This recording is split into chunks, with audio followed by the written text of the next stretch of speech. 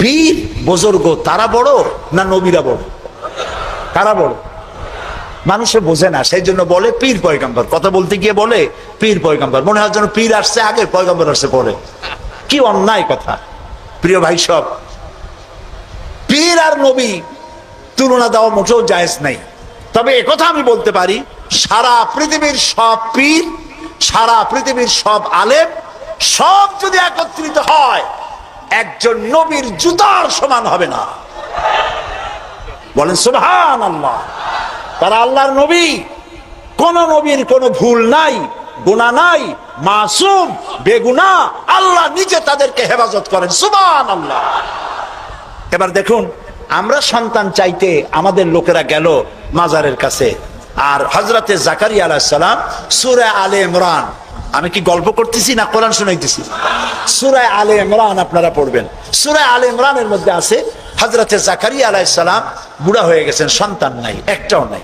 তিনি আল্লাহর কাছে ফরিয়াদ করলেন, আল্লাহ আমি একদম বেওয়ারিস হয়ে যাব মরিয়া, তুমি আমাকে একটা সন্তান দিও।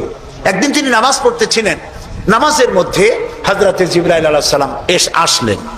হযরতে জিবরাইল ওহী নাযিল করলেন। আল্লাহ তাআলা বলেন, হে জাকারিয়া, আমি তোমাকে সুসংবাদ দিতেছি, তোমাকে একটি পুত্র সন্তান দেওয়া হবে। পুত্র সন্তানটি জন্মগ্রহণ করার সঙ্গে সঙ্গে নাম রেখে দিও ইয়াহইয়া। ছেলে হবে, সন্তান হবে, সন্তান হবে ছেলে। আর নাম রেখে দিলেন কে? আল্লাহ নিজেই।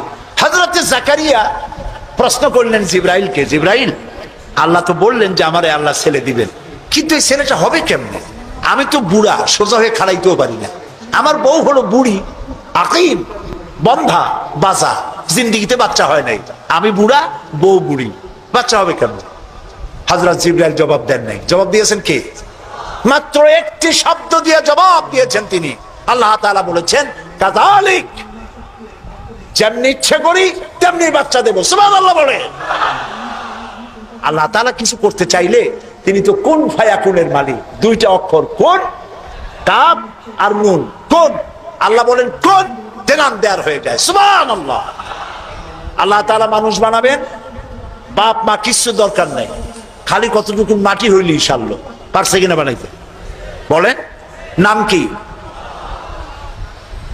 দাদাও দরকার নাই। আল্লাহ মানুষ বানাবেন, বাপ মা, বাপের দরকার নাই, খালি একটা মেয়ে লোক দরকার। পারছেন না বানাইতে? কে তিনি? ঈসা আলাইহিস সালাম। ফাআলুল লিমা ইউরি, যা খুশি তাই তিনি করতে পারেন। এই আল্লাহরে থুয়ে তোমরা যাও কই? ফাইনা তাযহাবুন, কোথায় যাও? মুসলমানেরা বোঝে না। প্রিয় ভাই সব, আফসোস করে বলি, লোকেরা মাজারে যায়, মাজারে যাইয়া যা করে এই মুসলমানরা, মুসলমানই থাকে না। আমার নিজের চোখে দেখা চট্টগ্রামে বাইজিদ বোস্তামির মাজার তারা বলে, কিন্তু ইতিহাস বলে না যে ওখানে ওনার কবর আছে। উনি ওখানে আসছিলেন একবার, এটা ইতিহাসে পাওয়া যায়। একটা পুকুর আছে, আমি একবার গেলাম, এত লোক যায় কি দেখি, গিয়া দেখি একটা পুকুর। সেই পুকুরের মধ্যে বিরাট বিরাট কচ্ছপ, বোধ হয় ওর 4টা কচ্ছপ এই মঞ্চে ধরবে না, এত বড় বড় কচ্ছপ, গায়ে সেদলা পড়ে গেছে। মুসলমান, মাথায় টুপি, মুখে দাড়ি, গরুর কলিজা, খাসির কলিজা নিয়ে গেছে, কাটিয়া কাটিয়া কচ্ছমরে খাওয়ায়, আর কচ্ছমের পায়ে হাত দিয়ে চুমা খায়। নাউজ বিল্লাহি মিন যালিক।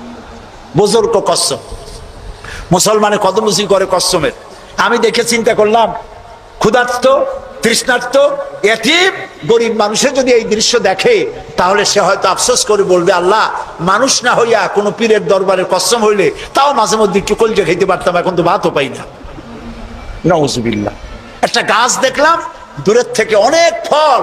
আমি চিন্তা করলাম, গাছে এত ফল হয়, কি গাছ? কাছে গিয়ে দেখি কি ফল, ইট আর পাথর ঝুলানো, দড়ি দিয়া ইট পাথর ঝুলানো। আমি জিজ্ঞেস করলাম, ভাই এগুলো কি? এগুলো মেয়ে লোকেরা ঝুলাই গেছে। কেন?